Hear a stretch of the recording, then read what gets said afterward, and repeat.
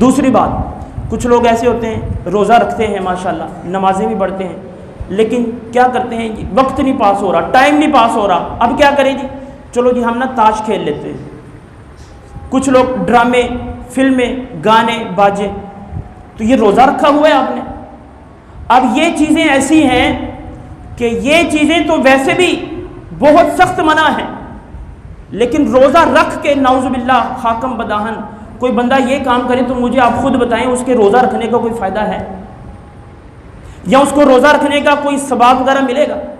سید عالم صلی اللہ علیہ وآلہ وسلم نے فرمایا بہت سارے روزہ دار ایسے ہیں جن کو سوائے بھوک اور پیاس کے کچھ نہیں ملتا، بظاہر وہ بھوکے پیاسے رہتے ہیں لیکن ان کو سوائے بھوک اور پیاس کے کچھ نہیں ملتا، وہ ایسے ہی روزہ دار ہوتے ہیں، روزہ رکھا ہوا ہے لیکن بازار میں جھوٹ بھی بول رہے ہیں، گھر میں بیٹھ کے غیبتیں کر رہے ہیں، غیبتیں سن رہے ہیں۔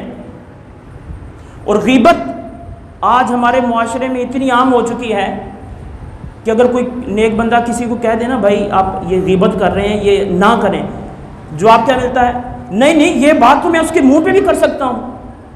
بھائی اگر یہ بات آپ اس کے منہ پہ بھی کر سکتے ہیں تو کیا اس کا مطلب یہ ہے کہ غیبت نہیں؟ پیارے آقا صلی اللہ علیہ وآلہ وسلم نے ارشاد فرمایا صحابہ سے، فرمایا اتدرون ما الغیبہ، کیا تم جانتے ہو غیبت کسے کہتے ہیں؟ تو صحابہ اکرام نے عرض کیا اللہ ورسولہ اعلم۔ قربان جائیں صحابہ اکرام کے ادب پر، ان کے احترام پر، اگر انہیں کسی بات کا علم بھی ہوتا تو وہ جواب نہ دیتے، وہ سوچتے پتہ نہیں آج حضور نے کیا فرما دینا ہے، سنتے کہ آقا کیا فرمانا چاہ رہے ہیں۔ فرمایا کیا تم جانتے ہو غیبت کیا ہوتی ہے؟ عرض کیا یا رسول اللہ صلی اللہ علیہ وسلم اللہ ورسولہ اعلم۔ تو نبی پاک صلی اللہ علیہ وآلہ وسلم نے غیبت کی بڑی مختصر اور جامع ڈیفینیشن ارشاد فرمائی، فرمایا ذکرک اخاک بما یکرہ، کہ تو اپنے بھائی کا اس کی غیر موجودگی میں اس طرح ذکر کرے جس کو وہ ناپسند کرتا ہے، بس یہ اس کی تعریف غیبت کی۔ اب چاہے آپ یہ بات اس کے منہ پہ کر سکتے ہیں یا نہیں کر سکتے، غیبت غیبت ہی ہوتی ہے۔ حتیٰ کہ ایک بندہ اگر چھوٹے قد والا ہے نا، چھوٹے قد والا، تو اگر آپ اس کو چھوٹے قد والا کہیں اس کی غیر موجودگی میں تو یہ بھی غیبت ہے۔ اگر ایک بندہ رنگ کا سانولا ہے تو اگر آپ اس کی وہ صفت بیان کریں تو یہ بھی غیبت ہے۔ سرکار نے فرمایا، صحابہ کرام نے عرض کیا یا رسول اللہ جو عیب میں اپنے بھائی کا اس کی غیر موجودگی میں بیان کر رہا ہوں، اگر وہ عیب اس کے اندر پایا جائے تو کیا پھر بھی غیبت ہے؟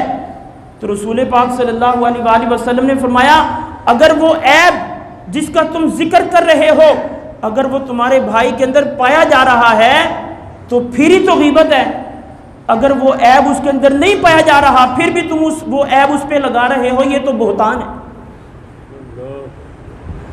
اور قرآن پاک نے غیبت کے بارے میں کیا کہا؟ قرآن پاک نے کہا غیبت کرنا اپنے بھائی کا ایسے ہے جیسے اپنے بھائی کا، اپنے مردہ بھائی کا گوشت کھانا۔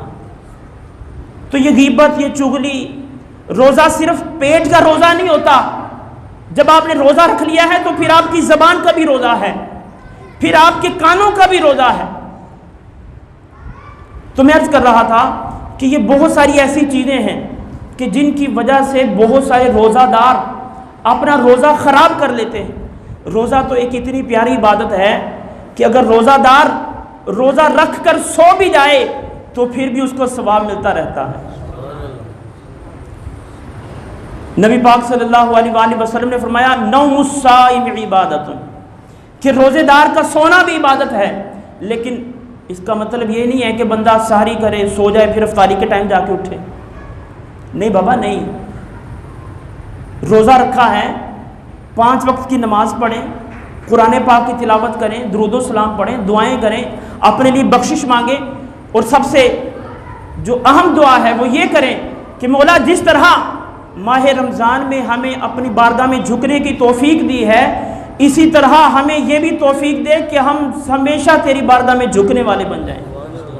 یہ نہیں ہے کہ ادھر ماہ رمضان کا چاند نظر آیا تو ہم نے مسجدوں کو بھر دیا اور ادھر عید الفطر کا چاند نظر آیا تو ہم نے بازاروں کو بھر دیا۔ یہ کیا ہے؟ یہ کوئی ڈرامہ ہے؟ یہ اللہ تعالیٰ سے آپ کیا مذاق کر رہے ہیں؟ آج ہمارے لوگوں کا یہ ذہن بن گیا ہے کہ بھئی سارے سال کے بعد ایک رات شب رات کی رات آ جاؤ، وہ رات شب بیداری کرو، صلاۃ و تسبیح کی 4 رکعتیں پڑھو، یا اگر ذوق اور اجازت دے تو 100 نفل پڑھ دو، 1000 نفل پڑھ دو، پھر باقی سارا سال چھٹی۔ یاد رکھیں اسلام کے اندر ایسا کوئی کانسیپٹ نہیں ہے۔ بعض لوگ قضاء عمری کا طریقہ پوچھتے ہیں، قضاء عمری کہ جی کوئی ایسی 4 رکعتیں ہمیں بتا دیں، کوئی ایسے 2 نفل ہمیں بتا دیں کہ وہ 2 نفل ہم پڑھیں تو ہماری 700 سال کی نمازیں قضا ادا ہو جائیں۔ ایسا نہیں ہوتا بابا، جتنی نمازیں فرض ہیں، ہر روز 5 وقت کی نمازیں فرض ہیں، وہ پڑھنی پڑیں گی۔ تو میں عرض کر رہا تھا کہ یہ ماہ رمضان المبارک کا مہینہ یہ اللہ تعالیٰ سے اپنے تعلق کو مضبوط کرنے کا مہینہ ہے، یہ اللہ تعالیٰ سے اپنے تعلق کو جوڑنے کا مہینہ ہے، یہ اللہ تعالیٰ کا قرب حاصل کرنے کا مہینہ ہے، اور یہ اللہ تعالیٰ کو منانے کا مہینہ ہے۔ نبی پاک صلی اللہ علیہ وآلہ وسلم نے اپنی احادیث مبارکہ کے اندر روزے کے اتنے زیادہ فضائل ارشاد فرمائے ہیں کہ آپ صلی اللہ علیہ وآلہ وسلم نے ایک حدیث پاک میں فرمایا، بخاری شریف کی حدیث، فرمایا من صام رمضان ایمانا واحتسابا غفر له ما تقدم من ذنبه۔ سرکار نے فرمایا جو مسلمان ایمان کے ساتھ اور ثواب حاصل کرنے کے لیے ماہ رمضان کے روزے رکھتا ہے، اللہ تعالیٰ اس کے پچھلے سارے گناہوں کو بخش دیتا ہے۔ ماہ رمضان مبارک میں جتنی بھی چیزیں ہیں، یقین کریں ہر چیز کے اتنے زیادہ فضائل ہیں کہ ایک مسلمان جب وہ فضائل سنتا ہے تو اس کا ایمان تازہ ہو جاتا ہے۔ فرمایا جو روزے رکھتا ہے اللہ پاک اس کے پچھلے گناہ معاف کر دیتا ہے۔ اور پھر اسی حدیث میں فرمایا من قام رمضان ایمانا واحتسابا غفر له ما تقدم من ذنبه، کہ جو ماہ رمضان کے روزے رکھتا ہے اور اس کی راتوں کو قیام کرتا ہے، یعنی نماز تراویح بھی پڑھتا ہے، تو فرمایا کہ اللہ پاک اس کے بھی پچھلے گناہوں کو معاف کر دیتا ہے۔